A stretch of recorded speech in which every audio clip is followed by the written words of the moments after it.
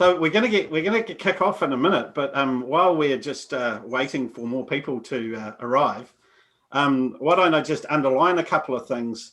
You can obviously see. So your people can't problem solve, and the last one is together.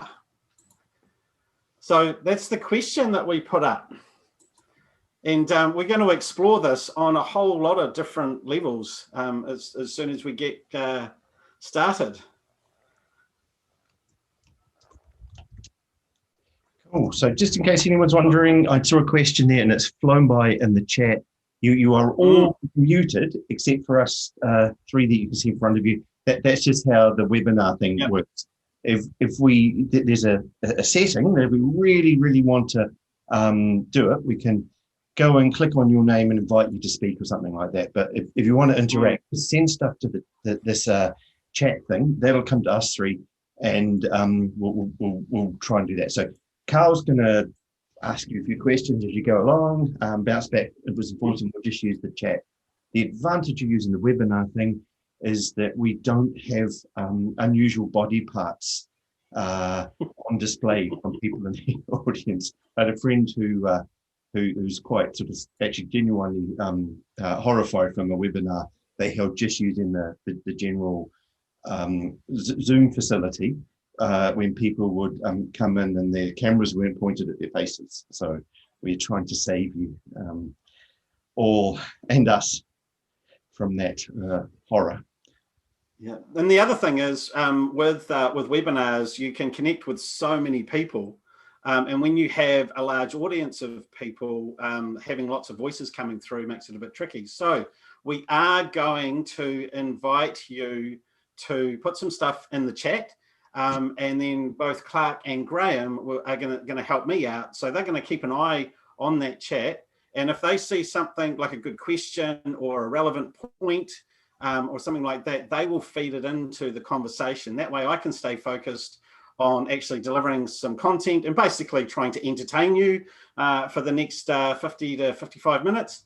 And Clark and Graham can kind of help us to bring in some of your content and help you engage in the webinar. So it's a bit like a live thing.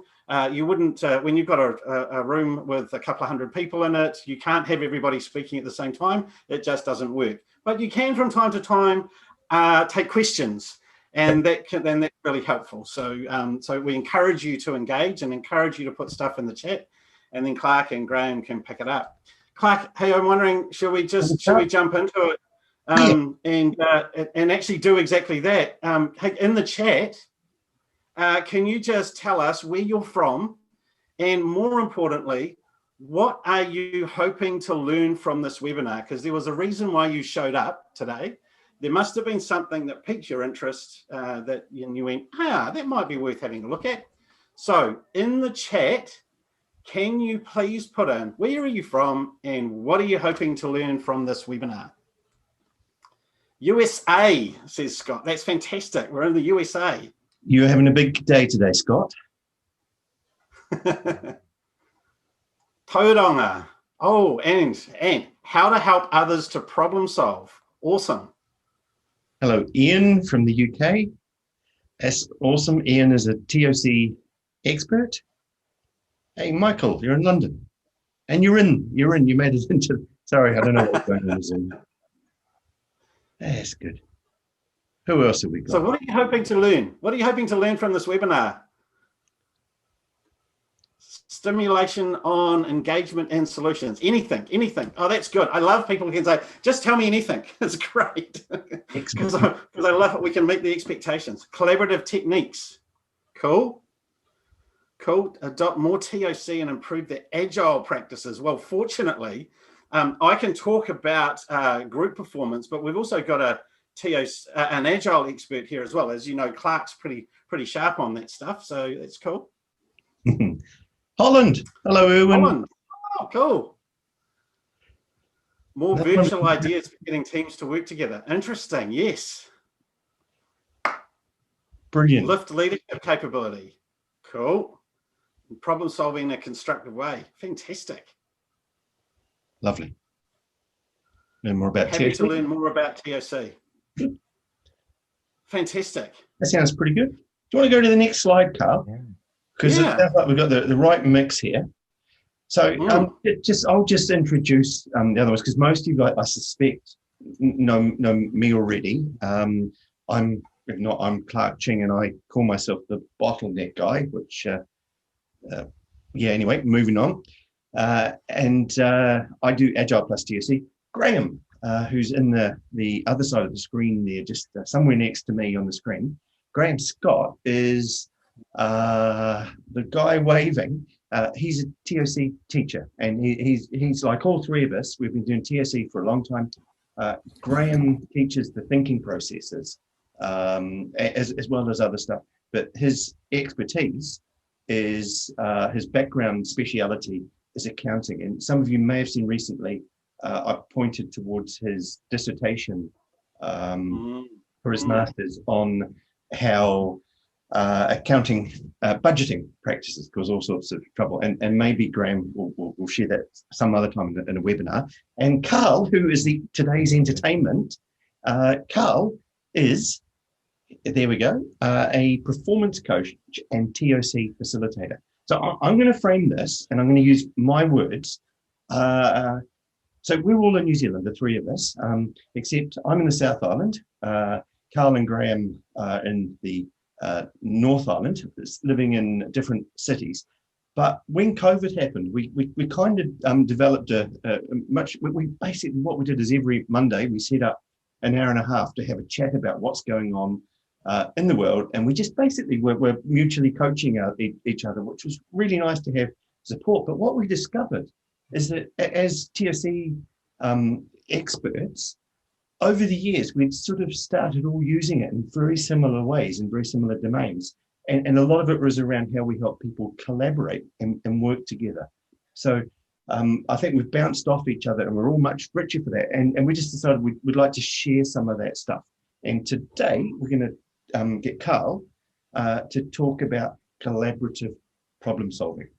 So when Karl and I talked about this the other day, there's going to be a mixture of theory, there's going to be a mixture of practice. If you only get the practice, you'll miss out the most useful bit, which is just frames everything. If you only get the theory, you'll fall asleep. So there's a nice mixture there. We want you to leave this going away thinking, okay, here's some stuff that I can actually use in the real world. And with that, over to Karl. Thanks, Clark. Look, and I'll just give Clark a quick plug as well. The reason this webinar actually happened is because last week, Clark did a great webinar on focusing on customers and using Agile plus TOC and working with and trying to improve relationships with customers. And on the back of that, we started having a conversation. Then he said, well, why don't we do another one? And let's talk about the people inside the organization and the culture, because obviously those two things are really well connected. So that's what we're going to end up talking about. Clark's already pointed out that one of the things that the three of us have in common is a thing called TOC. Now, for those of you who don't know TOC, TOC was actually a creation of this guy, Eliyahu Goldratt. And he is pretty famous for writing a book called The Goal, a process of ongoing improvement. Now, that book, you can see over 6 million copies sold. I think that might have been the case. I'm not sure what year that was, but I'm sure that there have been many, many more copies sold, especially since Jeff Bezos once said from Amazon, actually, this is required reading for all of my senior management team. So what I really like, though, about TOC and where my passion comes from is when we talk about the goal. One of the things about this particular book, now most people think it's just about manufacturing, right? And it's just about process. But when I read the goal, I have a completely different take on it, because I look at it and I go, this is actually about problem solving. The goal is about problem solving. It's about this guy called Alex Rogo. Now, he's kind of the hero in the whole story. Alex Rogo is the hero. He's the one that saves the day. But behind Alex Rogo is another guy called Jonah. And Jonah actually helps Alex to problem solve right throughout the whole book. And so that's for me, that's really fascinating. But the outcome of Alex learning how to problem solve is something really special. And that is, he actually improves his relationship with his wife, with Julie. He actually improves his relationship with the people that he works with. And he actually improves his relationship with the board. So through his problem solving, he actually improves all of his relationships. And so when I read the goal, that's what I get from it. Now, Eli Goldratt is pretty smart. He's written about 5 other books, actually probably more than that, but these are the key ones. Now, this one here I find really interesting because it's not luck. It's actually about trying to work out what the mission is. For organizations, he's saying, well, when we problem solve, the first thing we need to do is say, what's the mission? Now, when I read Critical Chain, most people think, well, that's actually about project management. I really like the cover on this particular book because on the cover, it's an unusual one. It's not the original one. There are people with their hands joined together on the book cover. Because Critical Chain is actually about a lecturer who facilitates a group of clever people who have been involved and experienced in project management, and he facilitates them to come up with a breakthrough solution. So that's all about facilitating problem solving. So I think this is pretty clever. So right at the beginning, the goal is about improving relationships. It's not luck, it's about making sure you're clear about the mission. Critical Chain is actually about how to facilitate it. But then he goes on, really smart, isn't it obvious? This book is actually about how to build problem solving into your business. So this is problem solving in business. And I went, that's clever. That's really clever. Then he goes one step further. And when he goes to the choice, he goes, well, actually, that's about personal problem solving. And I think personal problem solving, I think the reason he wrote that is because he realized it was really important for leaders to know how to problem solve personally so that they could help people problem solve in business so that they can facilitate breakthrough solutions and deliver on the mission. So if you want to work back, we just go all the way back to the mission. And so that's what I see when I see these books. But look, there's been lots of other people who have built on these ideas and this content. And one of them, and I love this guy, Simon Sinek. He always says, start with why. And I kind of went, all right, start with why. Actually, that's probably a really good idea. Now, what I want you to do is in the chat, I want you to tell us, why do you want your people to problem solve together? Give us some ideas. What would be the purpose? Why? Why are we even standing here? What are the benefits? Who can tell us in the chat? Better outcomes and learning faster. Nice. Yeah, absolutely. Collective wisdom. Oh, I like that. Love collective wisdom. Learn to work together and be a better team. A sense of ownership. Our collective mindset and mental well-being is improved. Nice. Shared understanding. Love this stuff.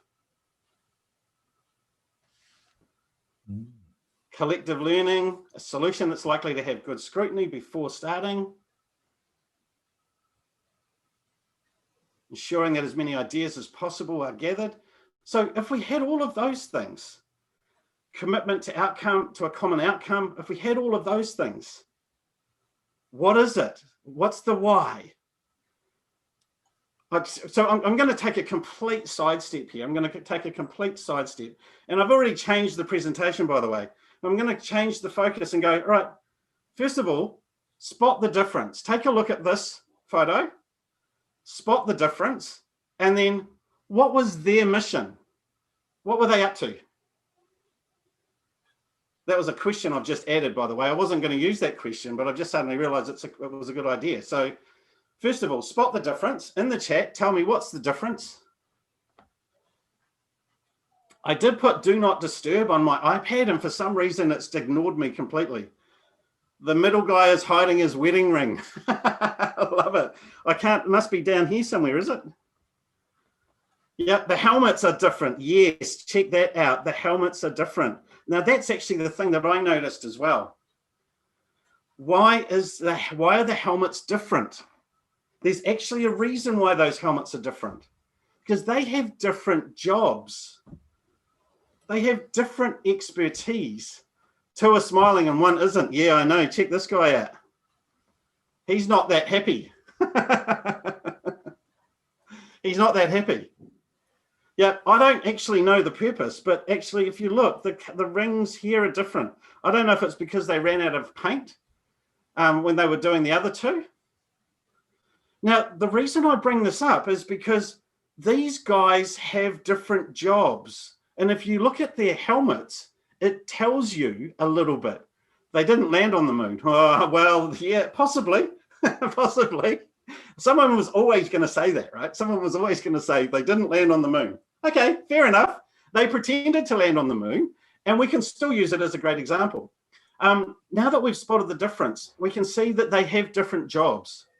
Now, I'm just going to share something else with you. Have a look at this. Where are all the astronauts? Now, there's one obvious one. You should be able to see this guy. There's one. Now, where are the other two? I think the middle guy stayed in the command module. And the others landed on the moon. Oh, well done. Well done. So one guy's on the moon. Now, one guy could be in here, and that was what I originally thought, but then I realized that somebody had to take the photo. That's my version of a camera. Don't know if it's much good. Somebody had to take the photo. But the point is, there's a guy somewhere up here, and we can't see him. But he's really, really important because he actually was the one that stayed in the command module. And his name was Martin Collins. Now, this is important because just because we didn't see him doesn't mean he wasn't there. But more importantly, just because we don't see him doesn't mean he wasn't a really valuable contributor. Because he was an incredibly valuable contributor. Without Martin Collins doing the work that he did, nobody would have got home. They wouldn't have been able to achieve the mission, because the mission was to land on the moon, but the other half of the mission was to get home. Both parts to it. An interesting thing, though, that really made me think was when I was reading about Martin Collins, is that I realized, there was a little article on it. He was one of the guys, this guy here is the person who has been the furthest away from people and the planet than any other person in the world. He was actually on the other side of the moon, and he was completely isolated, completely by himself, and he was completely cut off from mission control, which means, oh, Michael Collins, not Martin. Thank you. I've made a big error there. Check that out. Oh, hang on. I'll fix that right now. Don't know what Collins was his name. Collins. Now, the thing about that is that these guys, as you kind of get the idea, these guys were miles and miles and miles away from this place. Mission control. Where do you think the decisions that were important were being made? That's a question. You don't have to answer that. But where do you think the decisions that were important were being made? Because, yeah, these guys here in this panel, and this guy here in this panel, and this guy here in this panel, and these guys, and these guys, and these guys, and these guys, and probably this guy here, yep, they were all making decisions. But the ones that were making the biggest difference, and the only way that these guys here at Mission Control could really understand and know what was going on, was actually 3 guys that were closer to the moon than the Earth that we were living on. So That's a really important thing to be thinking about as we start thinking about problem solving. More importantly, mission control, we need to be thinking about, well, what is the mission? And when I asked you this question before about what is the mission, or why do we want people to problem solve? Now, Eli Goldratt was really clever. I talked about this before. It's not luck, it's about mission. It's about creating prosperity in an organization. And so what he said in chapter 30, and I thought this was really clever. One, for prosperity, we must make more money. We must make money now as well as in the future. We also need to provide a safe, secure, and satisfying environment for the people. And we need to provide satisfaction to the market. Now, those three things are really important if the mission is prosperity. And I really love this because we, as top managers, must make sure that our companies provide all of them. Top managers are like the mission control, right? They're the ones that have to actually help everything keep moving along in terms of mission control. But it's the people in the actually on the moon that are providing the information and the knowledge that we need to keep things moving along. So when we look at this mission, and there's another way of looking at this, and that is we can look at business prosperity. So Goldratt was talking about three necessary conditions. One is we need to make money. And now think about that as the leg of one of the legs of a three-legged stool. Two, we need to satisfy customers. Kind of makes sense. Three, we need employees who feel safe, secure, and satisfied. We need a constructive culture, right? So if we have those three things, then we can have business prosperity. Now, one of the things I need to say about this, though, is the three things are not about getting balance. Now, a lot of people say, so we need to balance making money, satisfying customers, and a culture, but it's not about balance. The thing that makes a three-legged stool work is the tension between the three.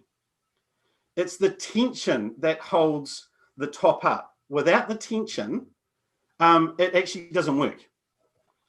So it's important to get the tension right.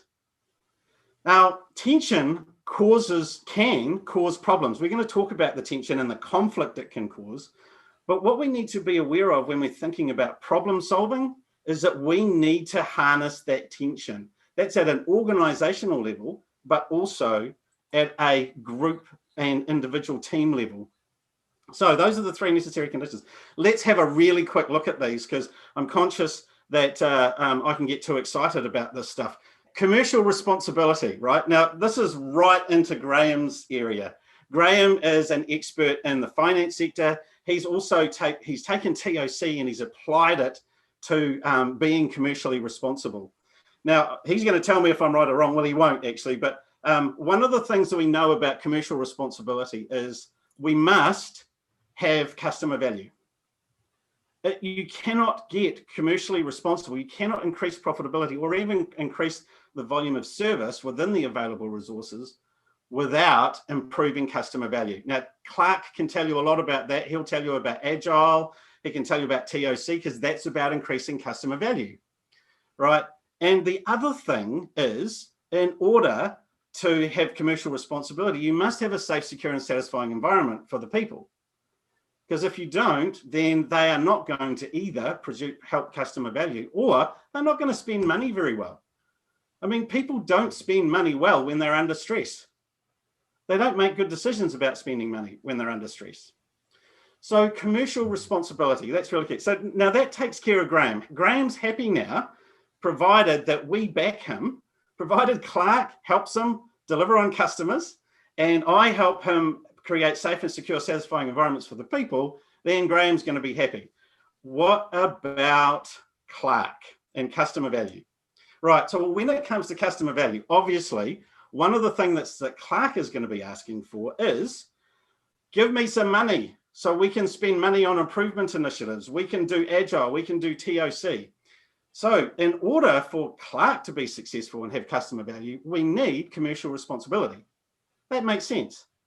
But the other thing, and this is what I hear from a lot of agile people, I don't hear it as much from Clark because I think he's kind of knows a little bit more about this space. And that is, you actually have to engage people. It needs to be safe, secure, and satisfying environment, because without that, agile doesn't work.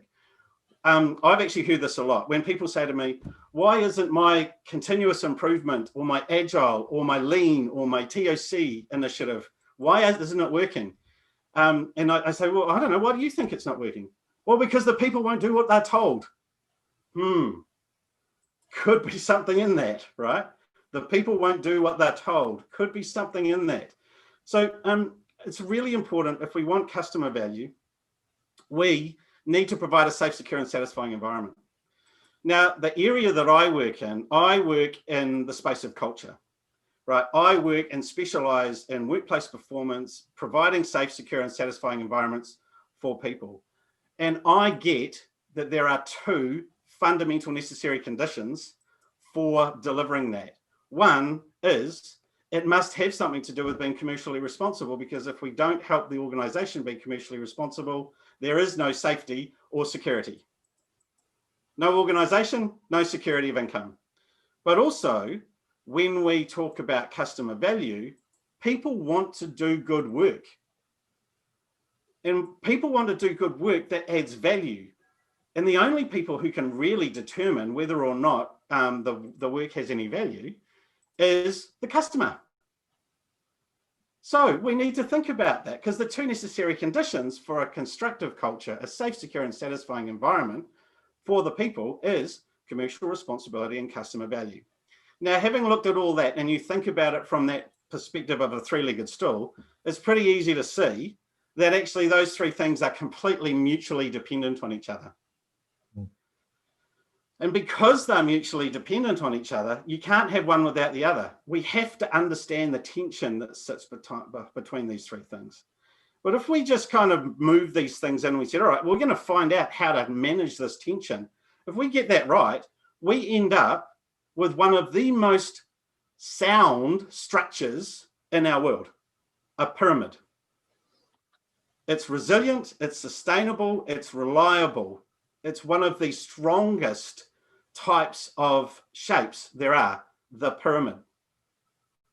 So that's the 3Cs model. That's bringing customer value, commercial responsibility, and constructive culture. Now, I mentioned the tension. The tension is really, really important, because the tension causes a problem with respect to problem solving. Just a little point here, and this is a bit like Collins, and that is, just because you don't measure culture or you don't measure customer value, it doesn't mean it isn't there. And in fact, it may be more important if you want to have a sustainable mission and get back to earth. So you can measure the commercials, but you must be thinking about customer value and culture. Okay, moving on. That was just a little bit of history. Those three guys, awesome. No, that was a pretty amazing thing. And it actually happened to be, actually I won't go there because it'll tell you how old I am, but how exciting on that particular year. Can I ask a question there, Karl? Yeah, sure. Yeah. So those three things, the three legs of the pyramid, the stool. So customer stuff is about giving value to our customer and giving more and more value to our customer. Yeah.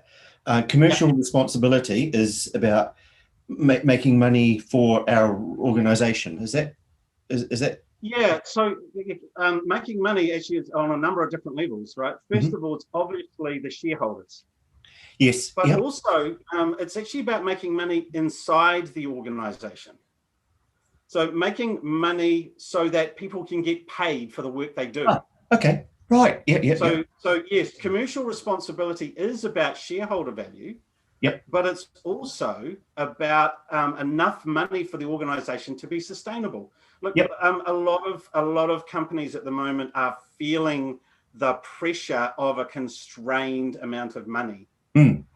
And the thing is, one of the challenges of that is trying to balance those 3 Cs, that tension between the 3 Cs. Right. Um, And the third one, the third one is about people working together and enjoying going to work and feeling yeah, safe. yeah, Okay, yeah. cool. Yeah, no, I just want to clarify that So, because yeah, just the language, make money. yeah. Oh, so no, that's cool. Yeah. So more money, Yep, more customer value, and the yep, one that now Goldrake used to talk about secure and satisfying, but yep, I think safe is important as well.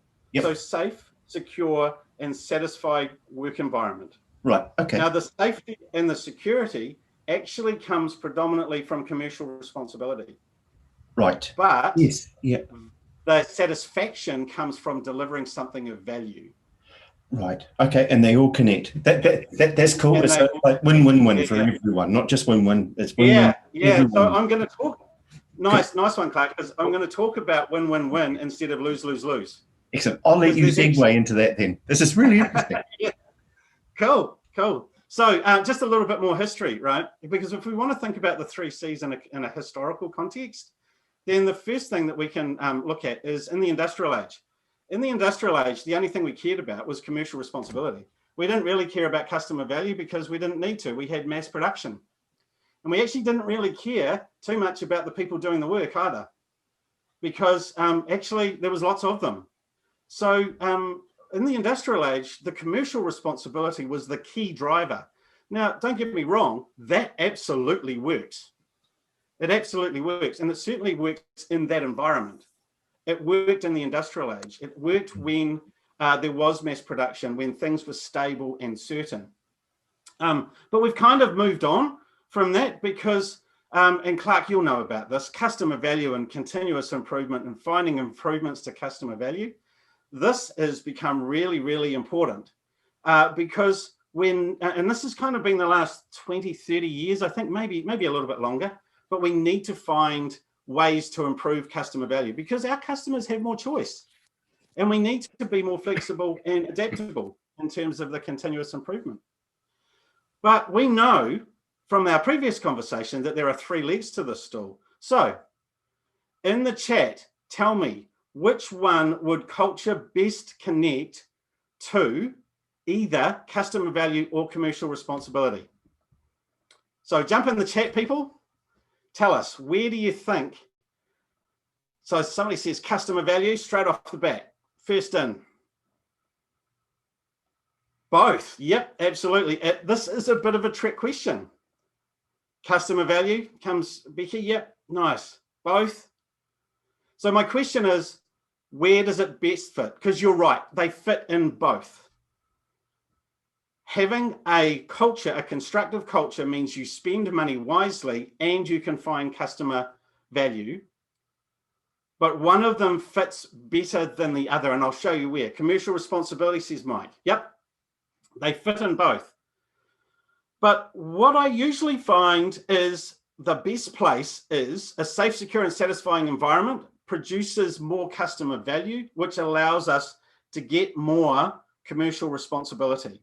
That seems to be the fastest way. Now, you can go the other way around, but the way I just described it, from culture to customer value, is actually about increasing income. If you go the other way around, it's usually about reducing cost. So we go from culture to commercial responsibility, then you tend to end up with a focus on cost. Now, it's a question of choice then. You are either focusing on cost or you're trying to increase the volume of income. But more importantly, there's actually a problem that shows up here. Because Houston, we have a real problem. What happens when you try and do all 3 of these things? And some of you will be familiar with this conversation, especially if you ever worked in a union environment where you've got employer and employee. Finance says we want to pay less money and get more time. Now, I know from many conversations I've had with Graham, that he goes, yep, that's basically what it's been about most of the time. We want to pay less money and get more time. Now, Graham's paper actually really challenges that assumption. So if you ever get a chance to pick that up and have a read of it, you should do. But there's something else that happens, and that is employees say, we want more money and less time. Well, straight away, you can see the conflict, right? Now, the continuous improvement people, people like Clark, they say we want more value from the money and time we have. So what we've actually got is competition for time and money. And when we have competition for time and money, we end up with a conflict. And that's a serious problem. So in the chat, what I'd like you to do is tell me, what are some of the conflicts that turn up because of this competition? Somebody's already mentioned something. It only becomes about cost reduction. Yep. We need to find a win-win solution. Decreased quality, says Mike. Yep. Absolutely. What else happens in terms of this conflict? What shows up?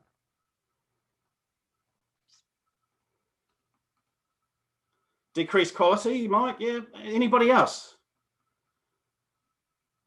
Unhappy employees. Yep, absolutely.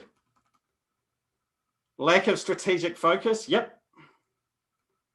These are great. Different goals and different paths. Employees leave. Stress. Ah, now we're onto it. Silos. Unhappy customers.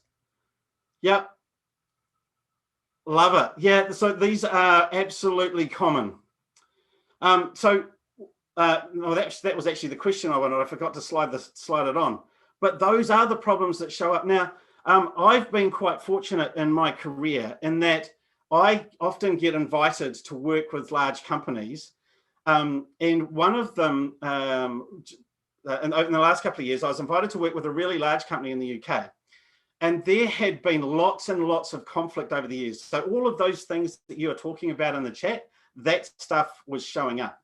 And the conflict got to a point that the unions and their members had actually gone, no, stuff this. And they went on strike. And it was costing the company millions of pounds a day. And I'm not talking a year, I'm talking a day. And the customers were losing out. The service was flattened. The employees lost out as well. It was a complete lose, lose, lose situation. Clark, to your point, we need a win-win-win solution. Well, this is a lose, lose, lose. All right. So I showed this conflict to senior managers and the union. I did it separately because the conflict was so much that, you know, you need to kind of work separately before you come together as a group of people. And I asked them how it turned up for them. And here is what they told me. This is live, right? This was a live workshop. They had disengaged workforce. They had 9-to-5ers, stifled creativity, poor goodwill, conflict, strike threats, grievances, staff turnover, pessimisms, labour shortages, blame, complete breakdowns in trust. So all of the things that you guys have just talked about in the chat. Now, I did exactly the same thing and asked the employees, what do you think? And they said this. There's a dictatorship. It's our way or the highway. Ignored protocols, short-term focus, inefficiency, work to rule, stagnation. Now, I don't know about you guys, but when you look at these two lists, do you think this is particularly good for problem solving? Well, I don't, because I don't think it is. And so we actually need to take care of some of this stuff. That's not an easy task, because if it was easy, they would have already done it, right? So what we can see is that these things here, this list here, that is a result of the conflict. Now, we could actually break those conflicts up into two different things. First of all, it's all disharmony. It's all bad. It's not working for us. But there are two things. One, people are being passive and people are being aggressive. It's either passive or aggressive. And when we have passive aggressive thinking and behavior, then we end up with poor performance. Now, passive aggressive behavior is not good for problem solving. Now, here's the real challenge, right? Because when the performance drop, what do the accountants do, Graham? The commercial failure. Well, I can tell you what they do. They start, took me a while to find my mute. Yeah, they start slashing costs. They start shortcutting things like repairs and maintenance. They stop hiring and replacing people. Yeah. We do all those sort of things. So basically, we try and convert more improvements into financial outcomes somehow. We try to get more commercial responsibility. So, but then you also end up with dissatisfied customers. Now, Clark, I know you probably gave you a heads up because I asked Graham the question, but what happens when we have dissatisfied customers? What sort of processes and things do we want to invest more in? Hang on, ask that again. What sort of processes, when we've got dissatisfied customers and we're not delivering value to customers, what do we want to invest money in? We're making them happier. We want to serve making them happier. Better products. Yeah. Better products, yeah. And we might use things like investing in Agile and TOC in order to improve customer value. Yeah, so that's cool. Except that these are going to start looping on themselves in a minute, because one of the other things that happens is there's an impact on culture, and that is we end up with a passive-aggressive culture. Now, I know some people don't really know what that is, but this is just a way of measuring passive-aggressive culture. That's all it is, right? And so when we see a passive-aggressive culture, what actually happens is that passive-aggressive behavior, when we link it to problem solving, and you can see these people here. So there's a couple of people sitting at a table trying to problem solve, a couple of water cooler problem solving sessions on a whiteboard, and some group problem solving. Well, if people are being passive aggressive, then what's actually going to happen is poor problem solving. So this is an organizational context in terms of mission control. So poor problem solving, we actually want to try and change this. It's having an impact on prosperity, because this conflict is causing poor cultures, it's causing poor customer value, and it's causing poor commercial responsibility. And ultimately, it has an impact on prosperity, and that's a real problem.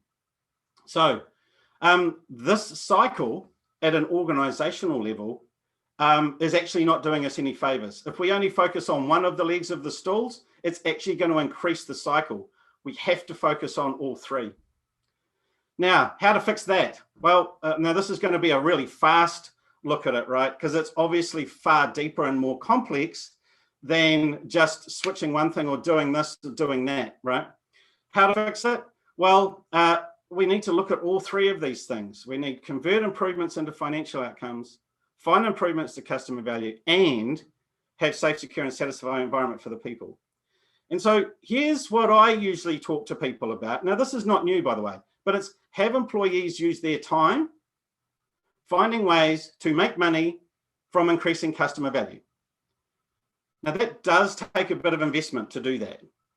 But as I said, this is not new, because actually that's what this guy did. Don't know if any of you know the Toyota production system, but he said, why not make the work easier and more interesting so that people do not have to sweat? The Toyota style is not to create results by working hard. It's a system that creates where there is no limit to people's creativity. They can come up with solutions and ideas and innovation.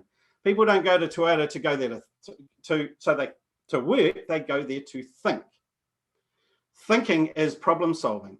But he's not the only one. There's another guy that did some stuff on this as well. And I love this story, Turn the Ship Around, by Captain Mark Hay. If you ever get a chance to read this one, it's excellent. But more importantly, the foreword by Stephen Covey is around actually creating an environment where we release people's knowledge and intuition and experience. So one more little snippet, and this is a local example, but I really like this local example because Christopher Luxon at Air New Zealand, he was chief exec from 2012 to 2019. And right at the very beginning, he made it really clear. If we want a sustainable future, 5, 10, 15 or 20 years, then his job was to look after the commercials, look after customer experience, and look after culture. Now, to be fair, nobody expected COVID, right?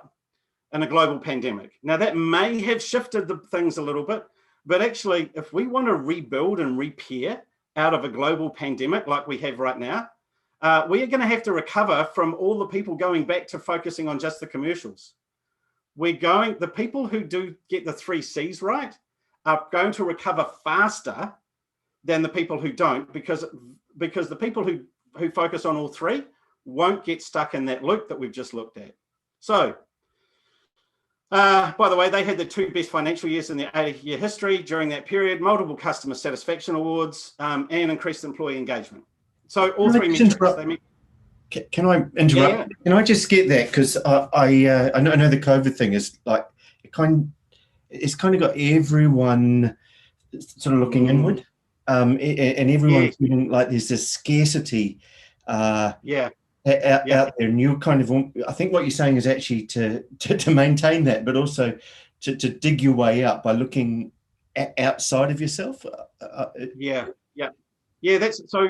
I think the word scarcity is great, and we should probably talk to Graham about scarcity, because when people start saying we need to reduce cost, that's a scarcity focus. It's like there's a limited amount of money in the world, so we need to protect all that we've got, and smaller. You kind of have this stance looking down. Yeah. And to be fair, we do need that stability, and you do need to be commercially responsible. There is no doubt about that. Yep. But the faster that you can move from getting to that scarcity, opening it up to increasing customer value and engaging the people and increasing more value, then we move to an abundance thinking a lot faster. And that has to be a deliberate choice, because it's hard when you're in there. Oh, look, absolutely. And there are many obstacles to actually being able to do that. And I'm going to show you some of the very high level strategic ones. I mean, I can't show you all of it in one webinar, right? Yeah. It's just that it's impossible. I can give you an overview of it, and then I can give you a little taster of maybe a couple of things you want to think about when it comes to creating a good group of problem solvers. But first of all, bigger system, we need to think about the organizational context. And I think this quote from Christopher Luxton does it really well.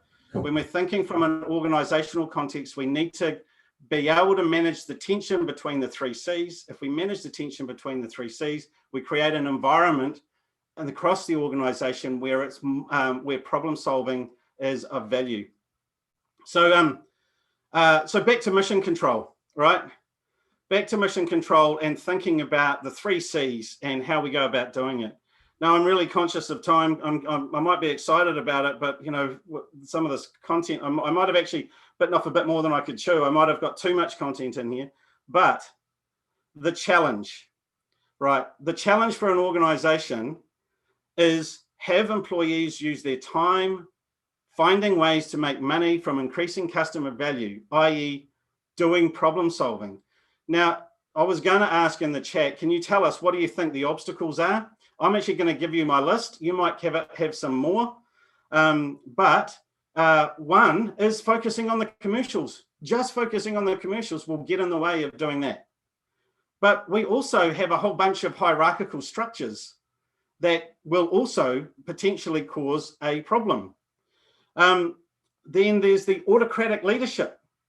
Lots of conversation about autocratic versus consensus-based or facilitative leadership. And that's what that book, Turn the Ship Around, was about.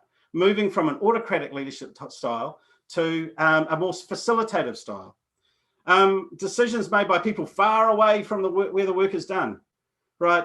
If mission control was making decisions without talking to the 3 guys that were actually on the moon, I think there'll be problems.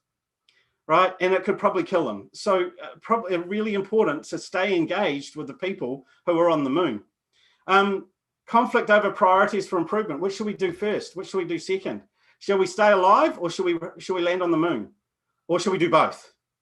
Then there is people being encouraged to be busy, and I'm sure you've all seen this one before. Lots and lots of people going, got to be busy, got to be busy, got to be busy. I'm even guilty of this one myself. I always think that if the busier I am, the more productive I'm going to be. It doesn't work. Measuring one thing, usually just the commercials. Right, so now I'm only going to give you an absolute glimpse of some of the things you need to think about from an organizational context and a mission control perspective. The solutions, focus on the 3 C's. I've already talked about that in terms of managing the tension. Second, have more of a collaborative structure. That's harder to do than much easier to say rather than do. But we need to work out how to get more collaboration in our structure. We need to have facilitative leadership. Now that does take a bit of leadership development. There are people with many habits still born from the industrial age around command and control management styles.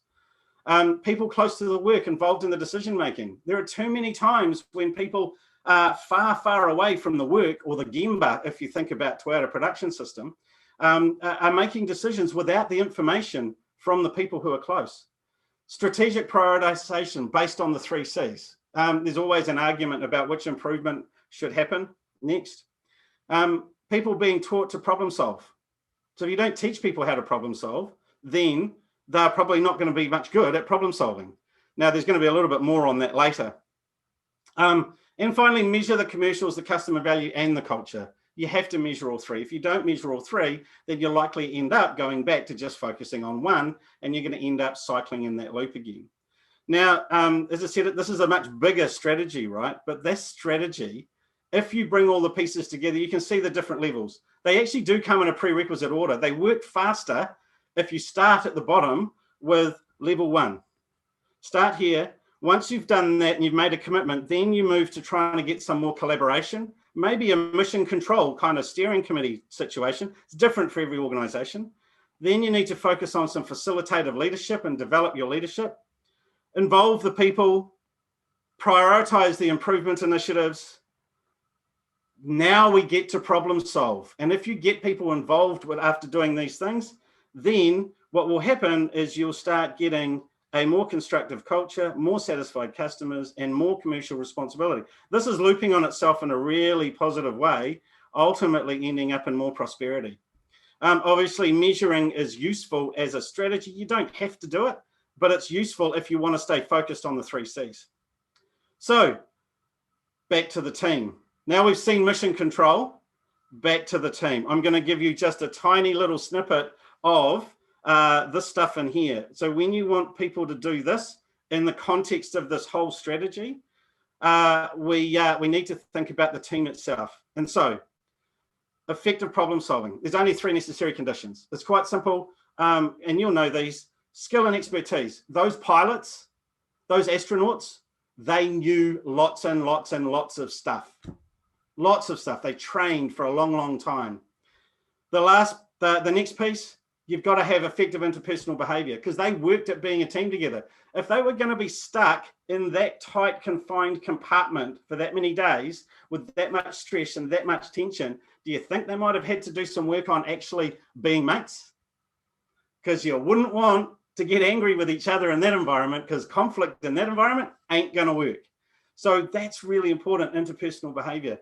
And the last thing is, do you think those guys were pretty good at problem solving? I mean, they were engineers after all. So think about that. That's a little plug to you engineers who are watching. Rational thinking, right? Rational thinking processes. Now, here's a tip for you. If you are ever facilitating a group of people and it gets stuck and it goes round and round in circles and there's conflict showing up and you just don't know what's going on, ask yourself one of 3 questions. 1, do we have the skill and expertise in the room? Because if you don't have that, then you're going to go around in circles. 2, how are we treating each other? Are we respecting each other? Do we have constructive interpersonal behavior? Because if you don't have that, then it's likely that your problem solving is not going to be good. And then 3, are you following the process? I mean, it could be as simple as an agenda. If you have the agenda, or we could use something more complex, like the processes that Clark and Graham and I use, which is use some TOC thinking process structure.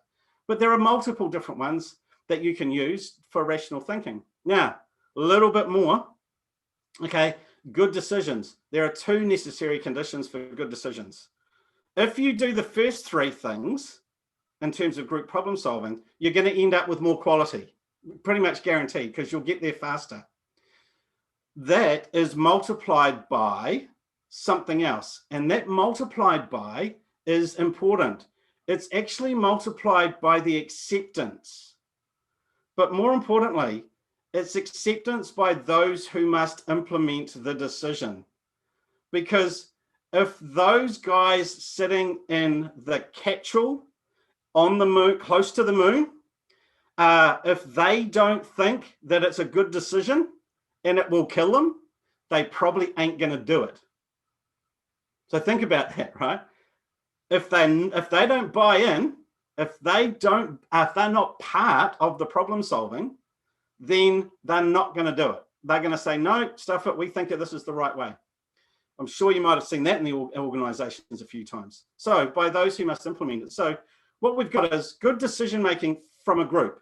We need the skill and the expertise, interpersonal behavior, rational thinking, all of this stuff, quality solution and acceptance. And so here's what you need to be thinking about. 1, choose the right people or have access to them. And quite often the right people are the people who are closest to the problem.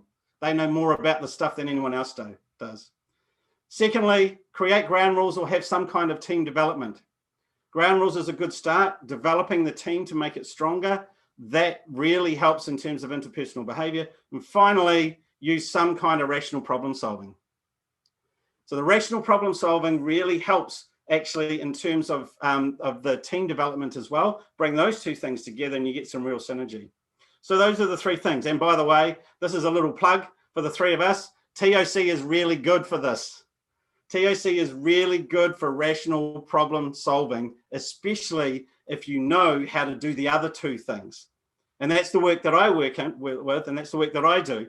I mean, there is a reason why the 3 of us, Clark, customer value, Graham, commercial responsibility, and me, culture, have actually come together, is because we get that we need each other's expertise and knowledge.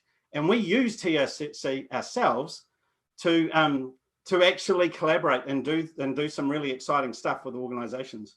So if you want some more stuff, look, meet.yourthinkingcoach.com. There's a whole lot of stuff in there, but probably what would be better is to check in on what's next, right? Which is we've got a webinar series coming up. I think Clark's about to put in the link in the chat so everybody can see it. Clark is going to talk about one particular type of rational thinking process called corkscrew thinking. It's based on Goldratt's theory of constraints and the conflict cloud. And so he's going to talk about what it is. Graham is going to talk about how to do it. And I'm going to talk about what would stop you from doing it and how to help you to get better at it. So that's what's coming up. We'd really welcome you to come along. I think, yep, Clark has put it up in the chat. So register there and really hope to see you at one of those 3. The 3 of us will be showing up again just to help each other out as we go. So last thing, just to wrap up, thank you very much for your time. Thanks, Clark and Graham. Really appreciated your help and your support. I know most of it was moral on the way through this time, but this was really enjoyed the exercise. But your expertise are sitting right behind me. I know it. So that's really, really cool. So in the chat, just give us a bit of feedback. What's one thing that was a highlight for you from this session? Either a highlight or something you've learned, some little takeaway that's been of value for you. Yep. Karl, 3 C's being really explained well. Nice. I'll read these out because you need to hear them. Okay. Okay, right. Thank you. So the 3 C's being really explained well. I thought that too. Just especially the analogy with the astronauts, it really helped. Yeah. The importance in balancing the tension. That's really good. So that's from Becky. The earlier one was from Mike. Kevin just said, great, thanks, Karl and C and G. Michael wants to know the Meet Your Coach link. Have you got a link to your site that you could type in? Oh, yeah. So meet, meet.yourthinkingcoach.com. Or look me up on LinkedIn is another really good way to or if you want, ping me as well. There it is. And I'll do it. Yep. The diagram is really helpful in understanding and describing the relationships and the effect of the imbalance. I like that, the imbalance you were describing. And that was from Sonia. Michael, the necessity for tension. Yeah, that was quite startling for me too. Loved the 3 C's. You'd love to hear about the 4th C, I'm sure, but we haven't made that one up yet. That was from Adelbert. And then we got Scott, group decision-making. Understanding how to do this is helpful. And Scott's put in meetyourthinkingcoach.com in there. And so has Alan and Erwin. You take on the books of Goldratt and your views on the relationships between them. Yeah. So that's your take on them. I think that's one of the things that we've really realized, isn't it? That as we talk, we've got a lot in common, but we've also taken our own backgrounds and we pluck out the bits that make most sense to us. So yeah. Yes, Okay. yeah, absolutely. Mike has added, really like the emphasis on culture, and that's too often overlooked. And I think if there's anything we could all agree on, especially if we're really good at engineering and flying airplanes, that the emotional, the EQ is and culture and all that kind of stuff is just really important. Scott, Actually, I haven't read the other books yet. Scott, you will love them. They're absolutely brilliant. And Hamid, yeah. I hope I've said your name, pronounced it correctly. Teach the system to problem solve. And this is something that the three of us talk about just about every week, is that we've realized that problem solving together is a lot like eating together. In fact, we meet over a kind of, like at lunchtime, and it is like it's like eating together, and it creates not only good solutions but an environment for doing it. So yeah, really good point there. Lovely. Hey, look, we did you want to? So I'm just conscious of the time. We're just 4 minutes over the hour. Yep. How about we hang around for another 5 or 10 minutes? But that's everything there. So thank you for everyone. We had a fantastic turnout. Thank you so much for joining up. I'll send out a little email following this up and just send you the details of the recording of this. Feel free to share it with anyone if you like, and I'll send you a link to the Corkscrew Thinking webinar and also to Karl's page he mentioned, and then yeah, and we're going to try and do a lot of these. When Karl and I kind of almost spontaneously did last week's one, and then we spontaneously did this week one, just purely selfishly. Yeah. It's really good for us. I learned a lot, so thank you. And thank you. I really enjoyed it, and I'm looking forward to us getting stuck in together on the next three. So hopefully we will see you there. And in the meantime, enjoy the rest of your weeks. Yeah, I hope this was of value. So cheers. Really appreciate it.